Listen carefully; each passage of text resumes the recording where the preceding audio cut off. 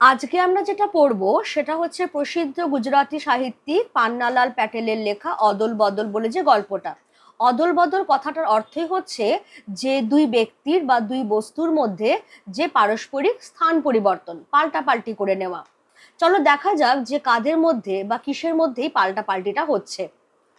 হোলির দিনের পড়ন্ত বিকেল, নিম গাছের নিচে গাঁয়ের একদল ছেলে জড়ো হয়ে ধুলো ছোড়াছুড়ি করে খেলছিল।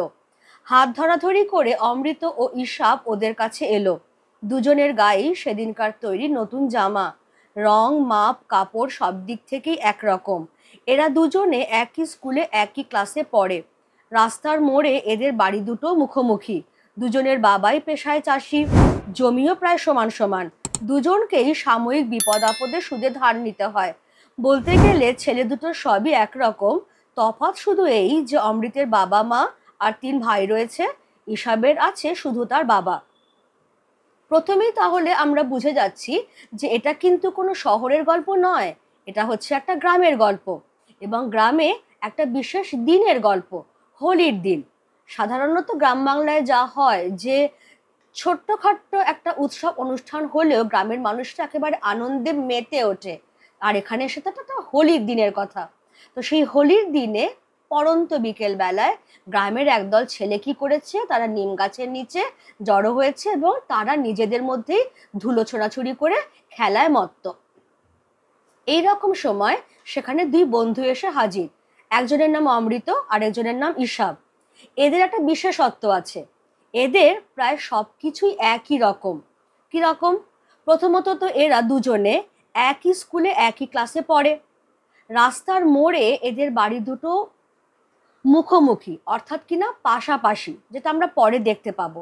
শুধু কি তাই, দুজনের বাবাই হচ্ছেন পেশায় চাষি এবং তাদের জমির পরিমাণও প্রায় সমান সমান, এবং দুজনের বাবাকেই সাময়িক বিপদে আপদে দরকারে অদরকারে মহাজনের কাছ থেকে সুদে টাকা ধার নিতে হয়। অর্থাৎ বলা যায় যে অমৃত হিসাবের প্রায় সবই একরকম। প্রায় কেন বললাম? কারণ তফাৎ একটু হলেও আছে। 1 নম্বর তফাৎ হলো, অমৃতের বাড়িতে তার বাবা মা আর 3 ভাই রয়েছেন, ইসাবের আছেন শুধু তার বাবা। আর ধর্মের দিক থেকেও তফাৎ আছে, অমৃত হলো হিন্দু, ইসাব হচ্ছে মুসলমান। দুই বন্ধুতে মিলে শান বাঁধানো ফুটপাথে এসে বসতে ওদের একরকম পোশাক দেখে দলের একটি ছেলে বলল, ঠিক, তোরা দুজনে কুস্তি করতো, দেখি তোরা শক্তিতেও সমান সমান না একজন বড় পালোয়ান। আরেকটি ছেলে চেঁচিয়ে উঠল, লড়ে যা তোরা, বেশ মজা হবে। ইসাব অমৃতের দিকে তাকালো। অমৃত দৃঢ়স্বরে বলল, না, তাহলে মা আমাকে ঠ্যাঙাবে।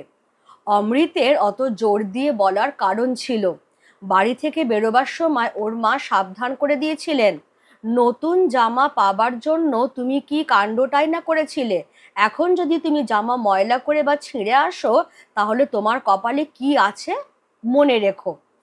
এখন বিষয়টা হচ্ছে যে এই যে অমৃত এবং ইসাব, যাদের প্রায় সবই একরকম, তারা সেই হোলির দিনের পড়ন্ত বিকেলবেলা একরকম জামা পরেই এসেছে, যে জামার রং মাপ কাপড় সমস্ত কিছু এক।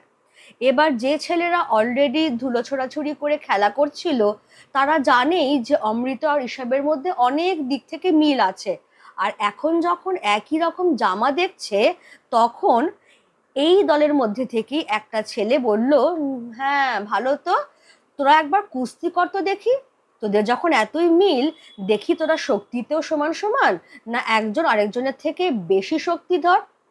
এবার এই কথাটা শুনে আরেকজন ছেলে, যা হয় আর কি, তাকে সাপোর্ট দিয়ে বলল, হ্যাঁ তোরা ফাইটিং কর, বেশ একটা আনন্দ হবে, মজা হবে। এই কথাটা শুনে ইসাব অমৃতের দিকে তাকালো যে অমৃতের কি মত। অমৃত কিন্তু দৃঢ় স্বরে বলে দিল, খুব ফার্মলি বলে দিল যে না, সে কোনো মতেই কুস্তি লড়বে না, কারণ তাহলে তার মা তাকে ঠ্যাঙাবে। এবার অমৃত সত্যি অত জোর দিয়ে বলবার কারণ ছিল, কারণ সেদিনকে যখন বাড়ি থেকে বেরোচ্ছে তখন তার মা তাকে সাবধান করে বলেছিলেন যে শোনো, নতুন জামা পাবার জন্য তুমি অনেক কাণ্ড করেছিলে, জামা পেয়েছো, এবার যদি সেই জামা তুমি ময়লা করে বা ছিঁড়ে আসো তাহলে জেনে রেখো তোমার কপালে কি আছে। এবার অমৃত কিভাবে তাহলে তার বাবা মাকে জ্বালাতন করেছিল? অমৃত সত্যি তার বাবা মাকে খুব জ্বালিয়েছিল। শোনা মাত্র অমৃত ফতোয়া জারি করে দিল, ঠিক ইসাবের মতো জামাটি না পেলে ও স্কুলে যাবে না।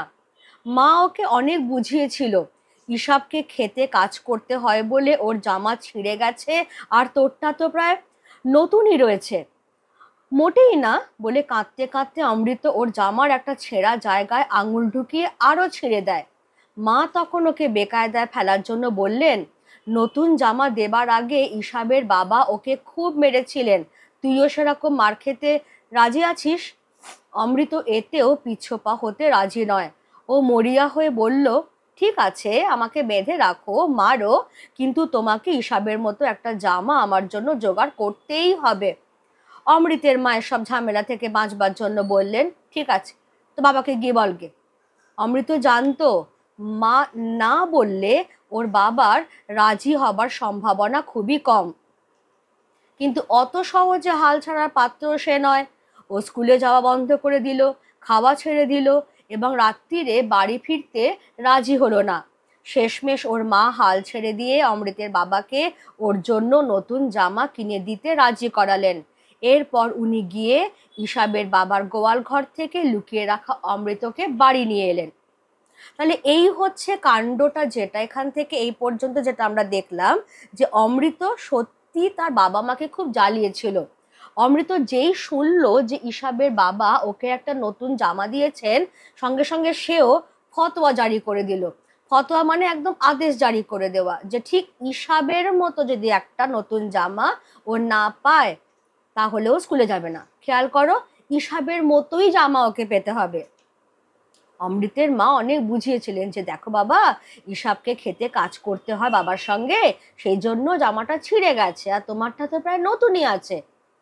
অমৃত ছাড়বার পাত্র নয়, সেও কাঁদতে কাঁদতে বলে একেবারেই না, বলে একটা তার জামাটার একটা জায়গায় একটুখানি ফুটো হয়েছিল, সেখানটায় হাত ঢুকিয়ে আরো খানিকটা ছেড়ে দিল। অর্থাৎ এবার কি করবে, জামা তো আমাকে দিতেই হবে। তখন ওর মা তাকে বেকায়দায় ফেলবার জন্য বলেছিলেন যে ইসাবকে নতুন জামা দেবার আগে ওর বাবা কিন্তু ওকে খুব পিটিয়েছিলেন, তুই পিটুনি খাবি?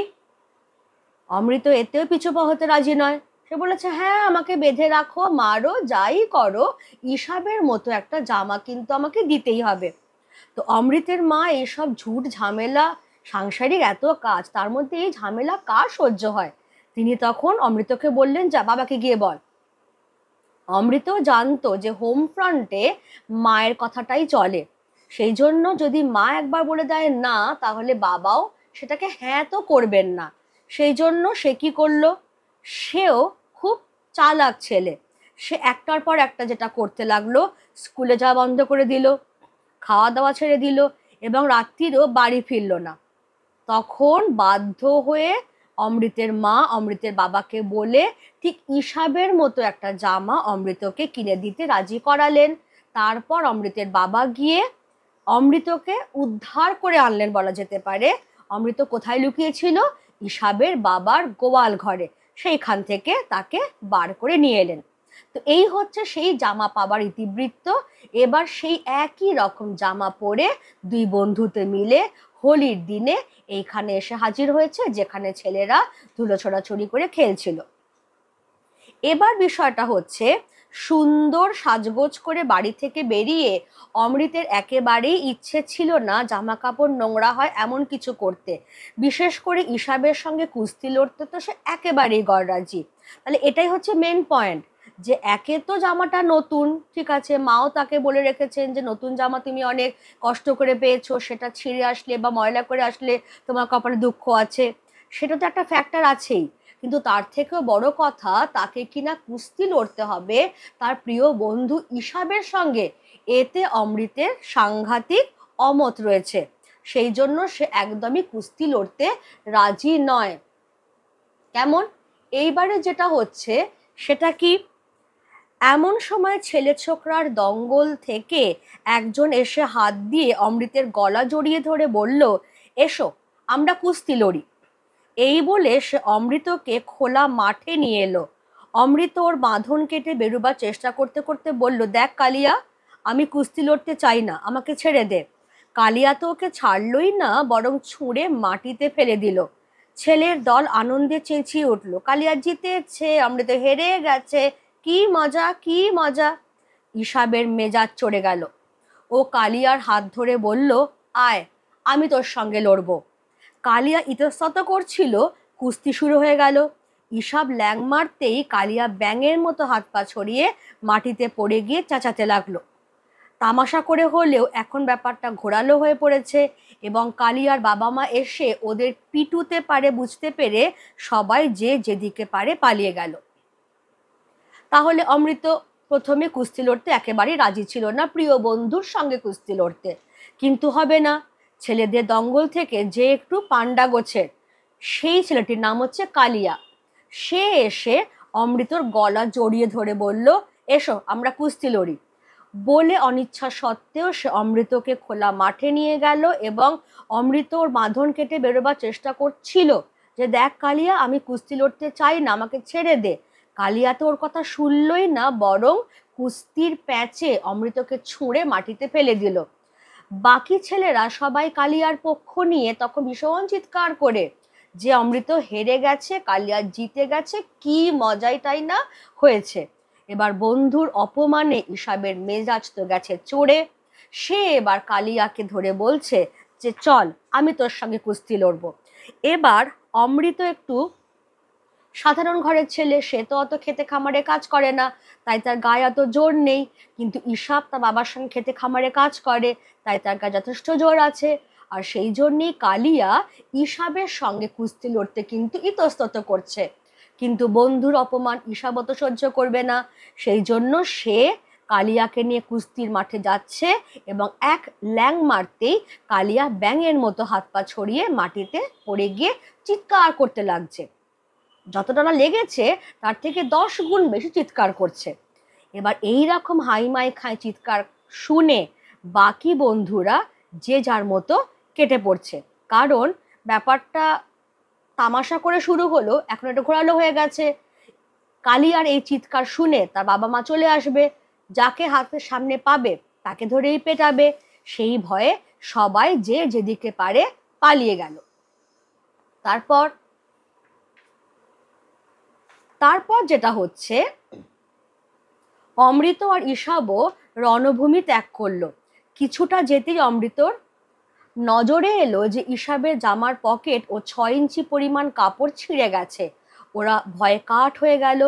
ওরা জামা কতটা ছিঁড়েছে পরীক্ষা করছে, এমন সময় শুনতে পেল ইসাবের বাবা ইসাবকে ডাকছেন। ওদের তখন বুকের ধুকপুকুনি বন্ধ হবার জোগাড়। ওরা জানে ইসাবের বাবা ছেঁড়া শার্ট দেখা মাত্র ওর চামড়া তুলে নেবে। উনি সুদখোরের কাছ থেকে টাকা ধার করে অনেক বাছাবাছি করে কাপড় কিনে জামা সেলাই করিয়েছিলেন। ইসাবের বাবা আবার চেঁচিয়ে উঠলেন, কে কাঁদছে? ইসাব কোথায়? হঠাৎ অমৃতের মাথায় একটা বুদ্ধি খেলে গেল। ও ইসাবকে টানতে টানতে বলল, আমার সঙ্গে আয়। ওদের দুই বাড়ির মাঝখানে ঢুকে অমৃত জামার বোতাম খুলতে লাগলো। ও হুকুম দিল, তোর জামা খুলে আমারটা পর। ইসাব বলল, তোর কি হবে, তুই কি পরবি? অমৃত বলল, শিগগির কর, নয়তো কেউ দেখে ফেলবে, আমি তোরটা পরবো। ইসাব জামা খুলতে লাগলো, যদিও অমৃত কি করতে চাইছে বুঝতে পারছিল না। বলল, জামা অদল বদল, কিন্তু তাতে সুবিধাটা কি হবে? তোকে তো তোর বাবা পিটবে। অমৃত বলল, নিশ্চয়ই ঠ্যাঙাবে, কিন্তু আমাকে বাঁচানোর জন্য তো আমার মা আছে। ইসাবের মনে পড়ল, ও দেখেছে যে অমৃতের বাবা যখনই মারতে গেছেন অমৃত ওর মায়ের পেছনে লুকিয়েছে। মার হাতে অবশ্য ওকে 2-4 থাপ্পড় খেতে হয়েছে, কিন্তু বাবার ভারী হাতের মারের কাছে ও কিছুই নয়। ইসাব তবু ইতস্তত করছে। এমন সময় সে খুব কাছে কাউকে কাশতে শুনল। তক্ষুনি ওরা ঝটপট জামা অদল বদল করে গলি থেকে বেরিয়ে ধীরে সুস্থে নিঃশব্দে যে যার বাড়ির দিকে চলল। তাহলে এই জায়গাটুকুর মধ্যে আমরা যেটা পাচ্ছি, সেখানে আমরা দেখতে পাচ্ছি যে কালিয়া এমন ভয়ানকভাবে চিৎকার চেঁচামেচি করে কান্নাকাটি আরম্ভ করেছে যে সব ছেলেরাই ভয়ের চোটে যে যেদিকে পারে ছুটে পালিয়েছে। যে এবার যদি কালিয়ার বাবা মা চলে আসেন তাহলে যাকে সামনে পাবেন তাকেই পেটোবেন। এবার ঈশাব আর অমৃত রণভূমি অর্থাৎ যুদ্ধক্ষেত্র অর্থাৎ এই খেলার মাঠটা তারা ত্যাগ করলো, পালাচ্ছে। এবার কিছুটা যাবার পরেই অমৃতর চোখে পড়ল যে ঈশাবের জামার পকেটও ছিঁড়েছে, সঙ্গে 6 ইঞ্চি পরিমাণ কাপড়ও ছিঁড়েছে। সর্বনাশ, এবার কি হবে? কারণ ঈশাবের বাবা যদি একবার জানতে পারেন তিনি তো ঈশাবের পিঠের চামড়া গুটিয়ে নেবেন, কারণ উনি সুদখোরের থেকে টাকা ধার নিয়ে নিজে অনেক বাছাবাছি করে কাপড় কিনে দর্জিকে দিয়ে সেই জামা তৈরি করিয়েছিলেন। এবার এই রকম একটা ভয়ের সময় অমৃতের মাথায় একটা বুদ্ধি খেলে যাচ্ছে। বুদ্ধিটা আর কিছুই নয়, জামা অদল বদল করবার। ওরা দুজনে যেটা করছে, দুজনের বাড়ির মাঝখানে যে জায়গাটুকু সরু গলির মতো অংশটা, সেইখানে অমৃত ঈশাবকে নিয়ে ঢুকে পড়ছে এবং হুকুম দিচ্ছে ঈশাবকে যে তুই তোর জামাটা খুলে দে, আমি তোর জামাটা পরবো, তুই আমার জামাটা পরবি। ঈশাব বলছে তাতে লাভটা কি হবে, কারণ তোর ছেঁড়া জামা দেখলে তোর বাবাটা তোকে মারবে, কারণ তুই তো আমার ছেঁড়া জামাটাই পরবি। অমৃত বলল হ্যাঁ মারবে, কিন্তু আমাকে বাঁচানোর জন্য তো আমার মা রয়েছে। তখন ঈশাবের মনে পড়ল যে হ্যাঁ, এটা ঠিকই যে এর আগেও যখন অমৃত কোনো অন্যায় কাজ হয়তো করেছে, ওর বাবা হয়তো ওকে মারতে উদ্যত হয়েছেন, তখন অমৃত গিয়ে ওর মায়ের পেছনে লুকিয়েছে। পরে অবশ্য মায়ের হাতে 2-4 থাপ্পড় খেতে হয়েছে, কিন্তু বাবাদের হাত যেরকম শক্ত হয়ে থাকে, যেরকম জোরালো থাপ্পড় হয়ে থাকে, সেই থাপ্পড়ের হাত থেকে তো বেঁচেছে। কিন্তু অমৃতকে বাঁচাবার জন্য তার মা রয়েছেন, ঈশাবকে বাঁচাবার জন্য তো তার মা নেই, তাহলে ঈশাবকে অনেক বেশি মার খেতে হবে। তাহলে বন্ধুর এই দুঃখটা বুঝতে পেরেই অমৃত নিজের ভালো জামাটার সঙ্গে ঈশাবের ছেঁড়া জামাটা অদল বদল করে নিচ্ছে, যাতে ঈশাবকে তার বাবার হাতের কঠিন মার না খেতে হয়। তবুও ঈশাব ইতস্তত করছিল, কিন্তু এমন সময় খুব কাছেই কেউ একজন কাশলো। তাড়াতাড়ি করে ওরা জামা অদল বদল করে নিল, ওই সরু জায়গাটা থেকে বেরিয়ে এলো, দুজনে হাত ধরাধরি করে যে যার বাড়ির দিকে এবার যাচ্ছে। এবার কি হচ্ছে দেখো, ভয়ে অমৃতের বুক ঢিপ ঢিপ করছিল, কিন্তু ওর কপাল ভালো, দিনটা ছিল হোলির। সে সময় সবাই জানে কিছুটা ধস্তাধস্তি টানা হেঁচড়া চলে। মা যখন দেখলেন জামাটা ছিঁড়েছে, উনি ভুরু কুঁচকলেন কিন্তু মাফ করে দিলেন, একটা সুতো নিয়ে ছেঁড়া জামাটা রিপু করে দিলেন। এতে দুজনেরই ভয় কেটে গেল। ওরা আবার হাত ধরাধরি করে গ্রামের ধারে হোলির সময়কার বাজি আর বুড়ির বাড়ি পোড়ানো দেখতে গেল। একটা ছেলে ওদের জামা বদলানো দেখেছিল, সে ওদের আনন্দ মাটি করার জন্য বলল, তোরা অদল বদল করেছিস? সে তাদের জামা অদল বদল করা দেখে ফেলেছে এই আশঙ্কা করে তারা চলে যেতে চাইলো, কিন্তু ইতিমধ্যে অন্য ছেলেরাও কি ঘটেছে জেনে চেঁচাতে লাগলো, অদল বদল অদল বদল। অমৃত আর ঈশাব সরে পড়তে চাইলো, কিন্তু ছেলের দল তাদের পেছন পেছন অদল বদল বলে চেঁচাতেই লাগলো। বাবারা তাদের ব্যাপারটা জেনে ফেলবে মনে করে তারা ভয়ে বাড়ির দিকে ছুটে পালাতে লাগলো। তো জামা তো অদল বদল হয়ে গেছে, এবার অমৃত তো ছেঁড়া জামা পরেই বাড়ির মধ্যে ঢুকেছে। কিন্তু অমৃতের কপালটা সেদিন ভালো ছিল। মা যদিও বলেছিলেন যে জামা যদি ছিঁড়ে আসো বা ময়লা করে আসো তোমার কপালে দুঃখ হবে, কিন্তু দিনটা তো হোলির দিন, আর সবাই জানে যে হোলির দিন বন্ধু বান্ধবদের মধ্যে একটু টানা হেঁচড়া ধস্তাধস্তি চলে, খেলাধুলোতে যা হয় আর কি। তো তিনি দেখলেন জামাটা ছিঁড়েছে, ভুরু কুঁচ করলেন, একটু বিরক্ত হয়েছেন, কিন্তু খুব একটা বকাবকি করলেন না, বরং সুতো নিয়ে জামাটা রিফু করে দিলেন। রিফু মানে হচ্ছে সুন্দরভাবে সেলাই করে দেওয়া। তাহলে এতে দুজনেরই ভয় কেটে গেছে। এবার আবার দুজনে ঈশাব আর অমৃত হাত ধরাধরি করে তারা গ্রামের ধারে হোলির সময় যে বাজি পোড়ানো হয়, যে বুড়ির ঘর পোড়ানো হয়, সেগুলো সব দেখতে গেছে। এবার হয়েছে কি, একটা ছেলে ওদের জামা বদলানো দেখে ফেলেছিল, সে ওদের আনন্দ সমস্ত মজা নষ্ট করবার জন্য বলল, তোরা অদল বদল করেছিস না? যেরকম হয় আর কি, যে কেউ একটা কিছু দেখে ফেললে বড়দের কাছে বলে দেব, এইরকম একটা ভাব। তো এবার ওই ছেলেটি ঈশাব আর অমৃতর জামা অদল বদল দেখে ফেলেছে, এই আশঙ্কা করে অমৃত আর ঈশাব ওই জায়গা থেকে চলে যেতে চাইছে। কিন্তু ওই ছেলেটি বাকি ছেলেদের ইতিমধ্যে বলে ফেলেছে। তারাও সবাই ওদের পেছন পেছন অদল বদল অদল বদল বলে চিৎকার করতে করতে যাচ্ছে। অমৃত ঈশাব পালাচ্ছে, ওরা বলতে বলতে পেছন পেছন আসছে। এবার বাবারা ওদের ব্যাপারটা জেনে ফেলবে মনে করে তারা ভয়ে বাড়ির দিকে ছুটে পালাতে লাগলো। কারণ বাবারা যদি একবার জানে তাহলে দুজনের কপালেই দুঃখ আছে। এইবার কি হচ্ছে, ওরা তো না হয় ছুটে পালাতে লাগলো। এই রকম একটা অবস্থায় দেখা যাচ্ছে ঈশাবের বাবা বাড়ির সামনের দাওয়ায় খাটিয়ায় বসে হুঁকো খাচ্ছিলেন। তিনি ওদের ডাকলেন, তোমরা বন্ধুদের কাছ থেকে পালিয়ে আসছো কেন? আমার কাছে এসে বসো। ওর শান্ত গলা শুনে ওদের চিন্তা হলো। ভাবলো যা ভেবেছিলাম তাই হলো, উনি আসল ঘটনাটা জানেন, শুধু ভালোবাসার ভান করছেন। ঈশাবের বাবা পাঠান, উনি 10 বছরের অমৃতকে জড়িয়ে ধরলেন, চেঁচিয়ে বললেন, বাহালি বৌদি, আজ থেকে আপনার ছেলে আমার। বাহালি বৌদি ঘর থেকে বেরিয়ে এসে হাসতে হাসতে বললেন, হাসান ভাই, আপনি এক ছেলেকেই দেখে উঠতে পারেন না, তো দুজনকে কি করে সামলাবেন? আবেগ ভরা গলায় হাসান বললেন, বাহালি বৌদি, অমৃতের মতো ছেলে পেলে আমি 21 জনকেও পালন করতে রাজি আছি।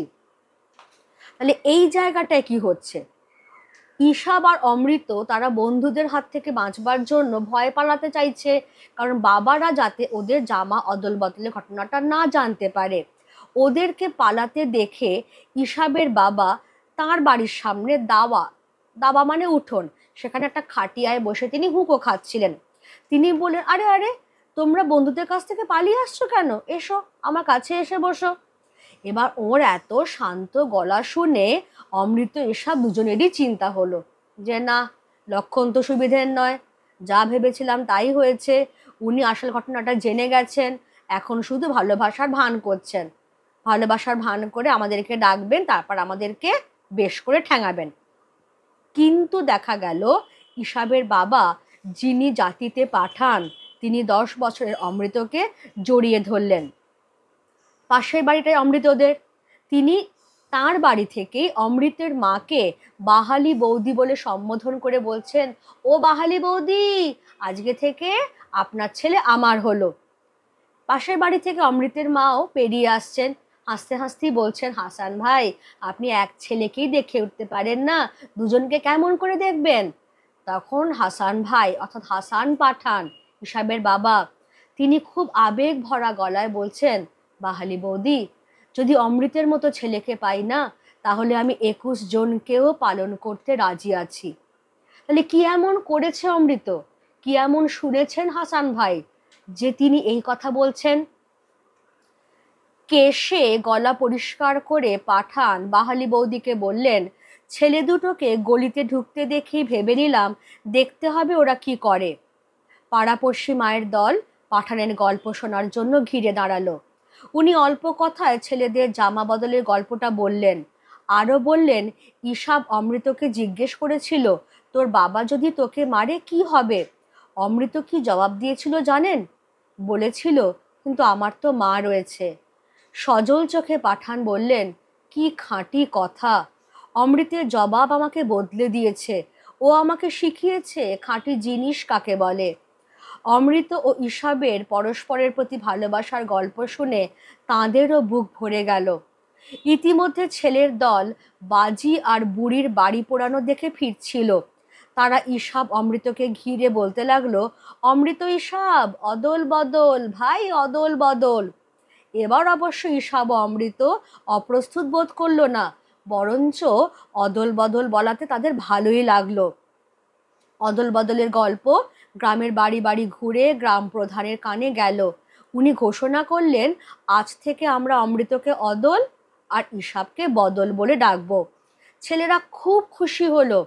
ক্রমশ গ্রাম পেরিয়ে আকাশ বাতাসও অমৃত ঈশাব অদল বদল অদল বদল এই আওয়াজে মুখরিত হয়ে উঠল। তার মানে আমরা বুঝতে পারছি, ওই যে কাশির আওয়াজটা, যখন ঈশাব ইতস্তত করছিল, খুব কাছেই একজন কাশছিল, উনি আর কেউ নন, ঈশাবের বাবা হাসান পাঠান। উনি বলছেনও যে অমৃত আর ঈশাবকে দুজনের বাড়ির মাঝখানে ঢুকতে দেখেই আমার মনে হলো, দেখি তো ছেলেগুলো কি করে। ওরা জামা পাল্টালো। ঈশাব যখন ওকে জিজ্ঞাসা করলো যে তোর ছেঁড়া জামা দেখলে তোর বাবাও তো তোকে মারতে পারে, তখন অমৃত কি বলেছিল জানেন? এই গল্পটা কিন্তু সবাই শুনছে, অমৃতের মা শুনছে, পাড়াপড়শি মায়ের দল সবাই শুনছে সেই গল্পটা। হাসান পাঠান আবেগ ভরা গলায় বলে যাচ্ছেন, তখন অমৃত বলেছিল যে তাকে বাঁচানোর জন্য তার মা রয়েছে। কি খাঁটি কথা বলুন তো। অর্থাৎ একজন সন্তানের পরম নির্ভরতার জায়গা হচ্ছে তার মা। আর তার থেকেও বড় কথা, অমৃত এবং ঈশাবের এই যে বন্ধুত্ব, যেটা সাম্প্রদায়িকতার ঊর্ধ্বে, সমস্ত ধর্মীয় ভেদাভেদকে যা ছাড়িয়ে যায়। এখানে ধর্ম বড় কথা হয়ে ওঠেনি, এখানে তোর জামাটা ছেঁড়া, তোর মা নেই, তোর বাবা তোকে মারবে, তুই ছেঁড়া জামাটা আমাকে দে, আমার মা আছে, বাবা মারতে এলে মা আমাকে বাঁচিয়ে দেবেন। এই সোজা সাপটা বন্ধুত্বের হিসেবটা, এটাই হাসান পাঠানকে বদলে দিয়েছে। তিনি বুঝতে পেরেছেন যে তাকে এখন তার ছেলের কাছে বাবা এবং মা দুটোই হয়ে উঠতে হবে। তিনি ছেলেকে এতদিন শুধু শাসনই করেছেন, বাবা হয়ে কঠোর তিরস্কারই করে এসেছেন, কিন্তু মায়ের স্নেহ, মায়ের ভালোবাসাটা দিয়ে উঠতে পারেননি। তাই হাসান পাঠান বলছেন, অমৃতের জবাব আমাকে বদলে দিয়েছে। আমি বুঝতে পেরেছি যে খাঁটি জিনিস কাকে বলে। এই যে অমৃত ঈশাবের বন্ধুত্বটা, যা সকল ধর্মীয় ভেদাভেদের ঊর্ধ্বে, সেটাই হলো সেই খাঁটি জিনিস। সবার মন ভরে যাচ্ছে অমৃত ঈশাবের পরস্পরের প্রতি এই ভালোবাসার গল্প শুনে। এবার যখন হোলির সময়কার বাজি পোড়ানো, বুড়ির বাড়ি পোড়ানো দেখে বাকি ছেলেরা ফিরছে, তারা আবার অমৃত ঈশাবকে খেপাবার জন্য বলছে, অমৃত ঈশাব অদল বদল, অদল বদল। এবার তো আর অমৃত ঈশাব ভয় পাচ্ছে না, কারণ সবাই তো জেনেই গেছে কি ঘটেছে। বরঞ্চ ওরা খুশি হয়েছে যে ওদেরকে এইভাবে ডাকা হচ্ছে বলে। ক্রমশ এই গল্পটা গ্রাম প্রধানের কানেও যাচ্ছে। তিনি ঘোষণা করে দিচ্ছেন, বেশ তো, খুব ভালো কথা, আজকে থেকে তাহলে আমরা অমৃতকে অদল আর ঈশাবকে বদল বলে ডাকবো। এই আওয়াজ, ছেলেরা খুব খুশি হচ্ছে যে অমৃত আর ঈশাবের নতুন নামকরণ হচ্ছে অদল আর বদল। ক্রমশ এই অদল বদল, অদল বদল আওয়াজটা গ্রাম পেরিয়ে, খোলা মাঠ পেরিয়ে সমস্ত আকাশ বাতাস প্রকৃতিকে মুখরিত করে দিচ্ছে। তাহলে যেটা দিয়ে আমি শুরু করেছিলাম, দুই ব্যক্তির বা দুই বস্তুর পারস্পরিক স্থান পরিবর্তন কি বলা হয়? অদল বদল। তাহলে এখানে হচ্ছে অমৃত আর ঈশাব, তারা পরস্পরের পরিপূরক। যেরকম আল্লাহ আর হরির মধ্যে কোনো তফাৎ নেই, সেরকম অমৃত আর ঈশাবের মধ্যেও কোনো তফাৎ নেই। তাদের বন্ধুত্বটা সকল জাতি ধর্ম বর্ণ সম্প্রদায়ের ঊর্ধ্বে। তাই তারা পরস্পরের পরিপূরক হয়ে উঠছে, তারাই হয়ে উঠছে অদল আর বদল। কেমন? গল্পটা এখানেই শেষ হলো। কেমন লাগলো আমাকে একবার কমেন্টে জানিও। আর ডেসক্রিপশনে দেখবে আমার অন্যান্য চ্যাপ্টার্সের ডিটেলড ভিডিও লিঙ্ক দেওয়া রয়েছে, এই চ্যাপ্টারটারও দেওয়া রয়েছে। আজকে ক্লাস আমি এখানেই রাখি। Thank you everybody.